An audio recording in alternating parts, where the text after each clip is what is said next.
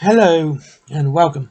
I was going to do a video on Necromunda and the Ash Waste price, but if you've seen it already, you know how much it costs, and it's extortion in the worst possible way. It is well overpriced. So rather than spending 3 minutes going, oh, it's expensive, and why is it expensive? It's £180, it's expensive. So I'm going to do a video for my little girl. She asked me to do and talk about something about the Ogre Kingdoms, because she likes bold fat men. I should take offence to that. Anyway, so we're going to talk about the Great Moor, because one thing Warhammer and Games Workshop in general does well is their gods and the story about their gods. So the Great Moor is what the ogres worship. It's an all-devouring god they call the Great Moor, obviously. Their relationship with this entity is not just of devotion, but it's also of fear, because the Great Moor was exactly what caused the ogre race to almost become extinct.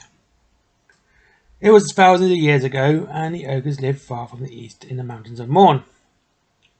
There was great sweeping steppes, and they were on the borders of far Cathay. I don't know how to pronounce that. The ogre homeland was pretty fertile. It had rolling grasslands and spread from the horizon to horizon, and it had a grazing gnu or nub beast, and a lumbering yak. Lumbering yaks. Why does it say yak? Why is there not a plural there? Oh, it's already. Never mind. So they have this ever-replenishing supply of fresh meat. There was no any natural barriers to divide the kingdoms up. The majority of all tribes lived as nomads, and they pretty much traded and fought as often as they could. All fun and games. The secret of fire was passed to them by the Cathayans or Cathayans, neighbours, who in return they started to recruit the more intelligent ogres into the Grand Cathay army.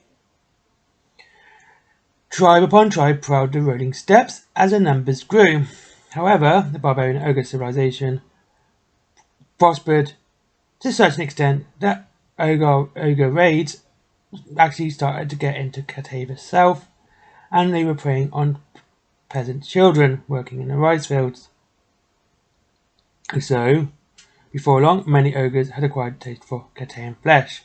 Yum yum. Or for Chinese takeaway, I suppose. This is something his most excellent master Jing Hong, Celestian Dragon Emperor of the Imperial Palace of Grand Cathay, took a very dim view of indeed, because one thing you don't want is people eating your slaves. I mean citizens. Whether Zhang Hong, coven of ancient astromancers, had anything to do with the massive big gob that decided to just smash into the ogres is up for speculation. But not too long after, the children of that land began to go missing, and bloody bones littered the paddy fields. A great burning light appeared in the sky. It increased in brightness and its size with every single day, until it eclipsed the great spheres of Morsleep and Mansleep, the moons of the old world. So over the weeks it grew and grew into a baleful glowing orb. Glowing orb. I prefer glowing orb. That crackled and spat above the plains. Oh, that's just disgusting, spitting on plains. Must have been dwarves. Turning night into day and driving the wildlife of the steppes mad with fear. Anyway, a corona of sickly green light came into focus around the comet as it ever grew closer, and fanciful observers even claimed this new celestial body had a face, or even more accurately, a mouth. One sweltering night, the comet slammed into the ogre homelands with such force that it felt on the other side of the world. Oh, that's what my missus says. All life around it had boiled away in an instant, and 2/3 of the ogres were dead, and the steeps liquefied under the hammering blow of an angry god. The raging, blinding firestorms that followed the comet's fall incinerated everything for miles around, and had there been any survivors left to peer into the massive crater left by the comments said, they would have seen that the comet hadn't stopped on the crust, but decided to keep going deep into the core of the planet. Now the Ogre tribes were devastated, and yet there was worse to come. Their verdant homelands had been reduced to a searing desert and howling sandstorms, and, the usual baleful energies that stripped the skin from their bones. Other than the remnants of the ogre population, only a few species of insect had the resilience to survive. Anyway, and starvation quickly set in. The surviving ogres degenerated into cannibalism, falling upon each other in fear and hunger as drought and lack of food gnawed away at their once full bellies. To the ogres, it seemed that a vengeful deity had fallen upon them and consuming all before it.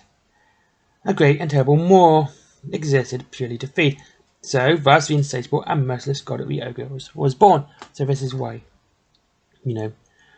Anyway, the strongest and hardest ogres, even after eating their weaker brethren, found that gnawing hunger visited upon them all the time, and the great maws landing wouldn't leave.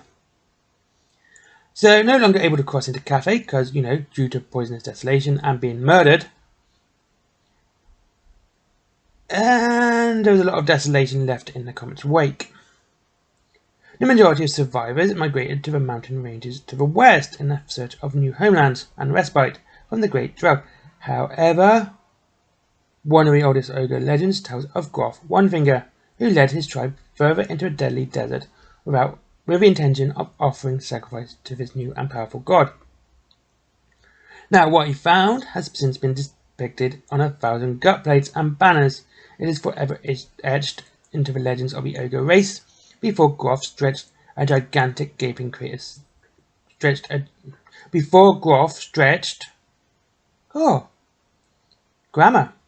A gigantic gaping crater the size of an inland sea, filled ridge upon ridge with jagged teeth and rippling convulsing muscle that stretched down and down and down into nothing, really. A gullet so huge it could swallow a race like the ogres and still hunger for more. It still exists. It is a vile pulsating god visited upon the face of the world by the vengeful heavens. Now, actually, I think this is quite interesting, to be honest with you. But it's literally, there was a mouth on the old world. And I would love to see this sort of thing done, I like this sort of thing. Anyway, to this day, many ogres follow in the footsteps of Groff, the first prophet of them all, in a pilgrimage to their deity. Let's come back then go there, as it is a very hungry god. Its presence rises like a malevolent worm in the minds of the ogres, beckoning them onward one by one. So it is the ogres that travel the world, subconsciously obeying a restlessness planted within them by a gluttonous god. This is from birth too, so they can't really escape it. Sucks to be them.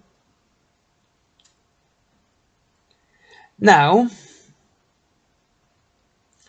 some claim there is another maw on the opposite side of the world, a vast fanged whirlpool that devours any ship that strays too close, but these claims are usually dismissed by civilized races, because ogres aren't civilized, as superstition, for how could a comet have gnawed its way through the core of a planet? Nom nom nom. It's like Pac-Man. Such is the reverence and awe which a great maw gives to the ogres, and is held by the ogres. Ogres dig stake-lined pits wherever they travel, throwing in bloody hunks of red meat as offerings to their god before they begin each feast. They regularly fight to the death in the stinking meat-filled maw pits dug into the heart of their feast halls, hoping the blood spilled in their cannibal rites will appease their deity. But the eternal appetite of a great maw can never be sated, and whilst it hungers still, its barbarous son, no word should have that many B's and A's and R's in that order more than once. Barbarous sons will feed and feed and feed and feed and feed until they've ate everything. Thank you very much. Anyway, that was quite interesting, I suppose.